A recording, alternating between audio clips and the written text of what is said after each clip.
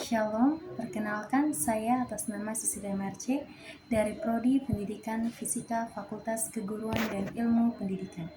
Di sini saya akan membahas materi tentang dinamika dan tantangan Pancasila dalam arus sejarah bangsa Indonesia. Dinamika Pancasila dalam sejarah bangsa Indonesia. Peran Pancasila dalam proses pembentukan negara. Pancasila menjadi pegangan utama dalam pembentukan negara Indonesia yang inklusif dan merangkul keberagaman. Hal ini tercermin dalam semangat persatuan dan kesatuan yang diusung oleh Pancasila, meskipun terdapat beragam pandangan dan perbedaan di dalamnya. Periode Orde Lama. Pada masa Orde Lama, di bawah pemerintahan Presiden Soekarno, Pancasila dipromosikan sebagai ideologi resmi yang harus dipegang teguh oleh seluruh rakyat Indonesia.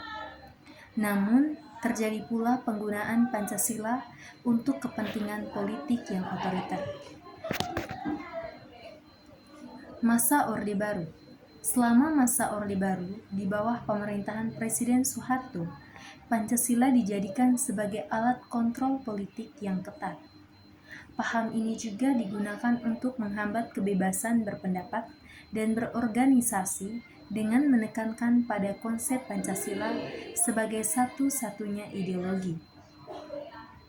Pada reformasi dan perubahan Pancasila, pasca jatuhnya rezim Orde Baru, Indonesia memasuki era reformasi yang ditandai dengan pembaharuan dalam interpretasi dan implementasi Pancasila. Pancasila kembali dilihat sebagai landasan negara yang inklusif, yang menempatkan demokrasi, supremasi hukum, dan hak asasi manusia sebagai nilai-nilai inti. Tantangan Pancasila dalam arus sejarah bangsa Indonesia. Yang pertama itu adalah korupsi dan ketimpangan.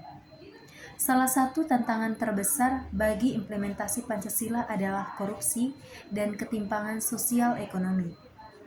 Korupsi merupakan prinsip keadilan sosial dan pemerintahan yang bersih, sementara ketimpangan menyebabkan kesenjangan dalam akses terhadap kesempatan dan sumber daya. Yang kedua, pluralitas budaya. Indonesia sebagai negara dengan keragaman budaya, agama, dan etnis menghadapi tantangan dalam menjaga persatuan di tengah perbedaan tersebut. Pancasila diuji dalam konteks pluralitas budaya, di mana tantangan integrasi dan harmonisasi menjadi relevan. Yang ketiga, perubahan sosial dan teknologi. Perubahan sosial dan teknologi, termasuk globalisasi dan perkembangan teknologi informasi, juga mempengaruhi cara masyarakat memahami dan menerapkan nilai-nilai Pancasila. Tantangan ini membutuhkan adaptasi nilai-nilai Pancasila agar tetap relevan dalam konteks zaman yang terus berubah. Baik, demikian presentasi dari saya. Saya ucapkan terima kasih, semoga bermanfaat.